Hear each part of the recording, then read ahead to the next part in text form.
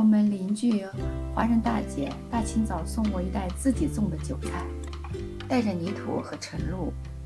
虽然没有超市的韭菜长得整齐漂亮，却是真正的露天韭菜，而且是春天里的第一波韭菜。我马上想到了打开韭菜的正确方式，那就是韭菜盒子。鸡蛋和韭菜搭配在一起的鲜香必然流淌在唇齿之间。说干就干，取500克面粉，加3克盐，3克酵母。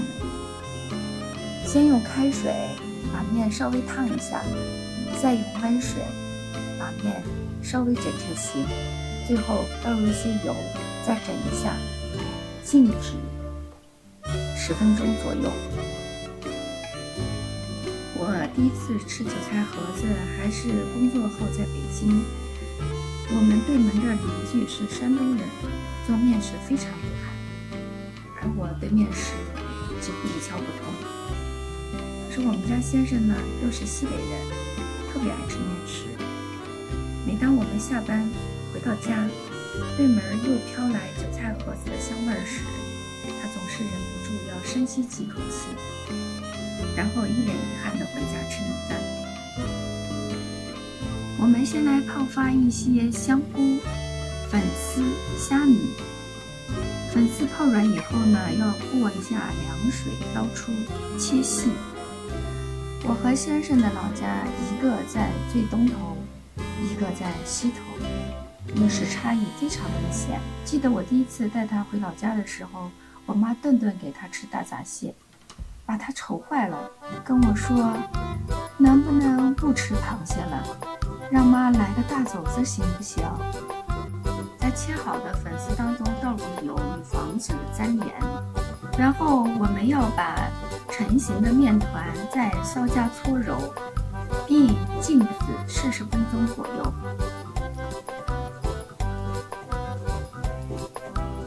40分钟后，我们在面板上倒上几滴油，接着呢，把已经成型的面团呢搓成8个等份的小面剂。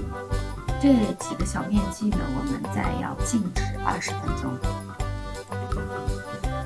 后来我开始跟对门邻居学着做面食，慢慢的自己会擀皮了，也会包饺子了，还会做些包子和烙饼。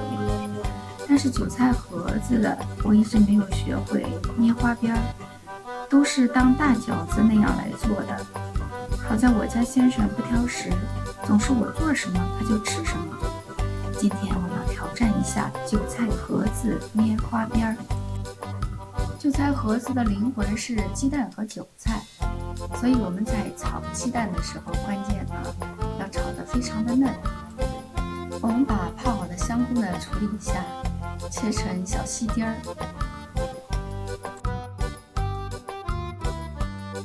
我们在锅中倒入比平时炒菜稍微多一点的油，然后油呢要烧热。倒入蛋液后呢，要用筷子不断地滑动蛋液，这样确保炒出来的鸡蛋呢比较水嫩。当蛋液稍微成型以后，我们就可以起出待用了。用锅里剩下的油呢，我们可以将香菇呢煸炒一下，倒入少许的生抽来调味儿。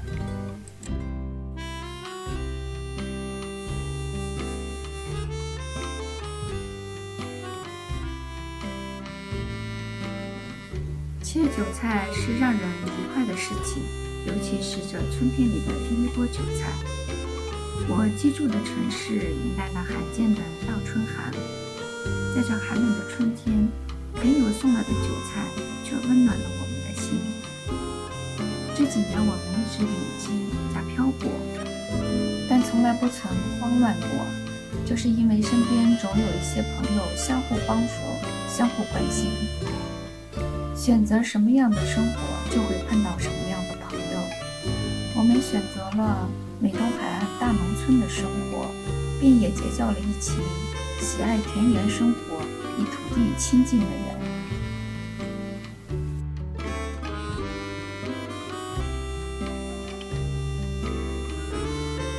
先把鸡蛋再切细一下，然后和韭菜、虾米、香菇搅拌在一起。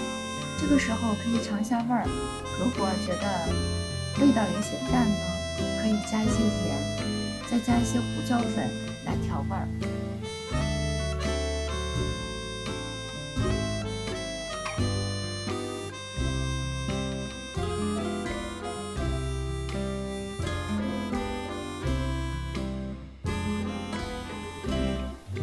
好了，激动人心的时刻来了，看我如何挑战韭菜盒子的花边儿。我们先把面剂子呢压平，然后像包饺子一样，把四周擀皮儿擀薄一点。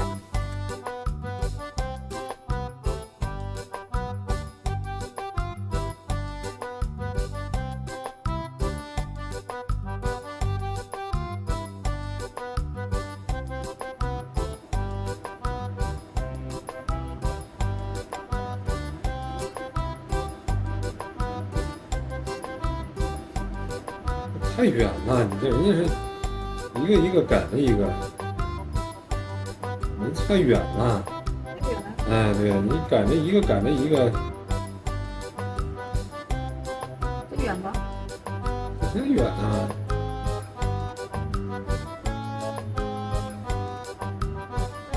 捏的不对呀。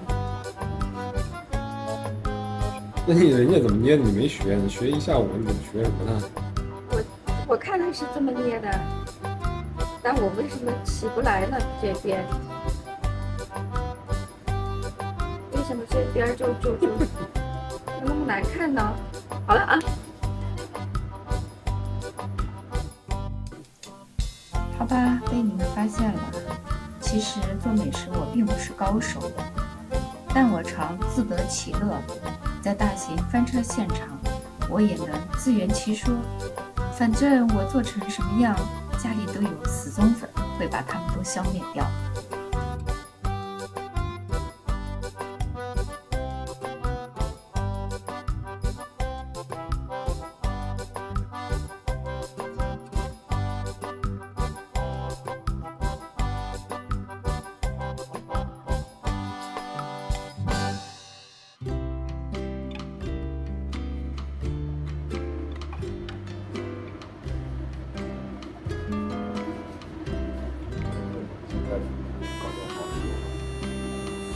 现在比刚才肯定好，已经熟练了。好了，我要翻面。做韭菜盒子时呢，要一面包一面煎，我常常会手忙脚乱。但是韭菜盒子的花边在包到第4个的时候，我终于学会了。煎韭菜盒子要用中小火，两面煎到金黄。同时呢，要盖一下锅盖，以确保面皮要煎熟。每个灶的火力不一样，时间不好确定，但两面金黄，面皮变色就可以了。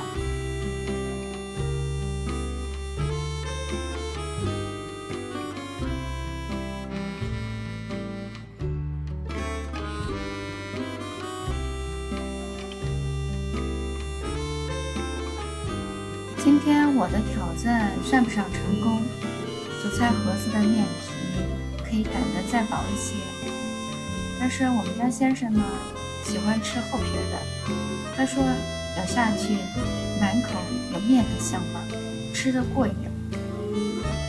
我当然知道这是他的安慰之词，但是我却心安理得。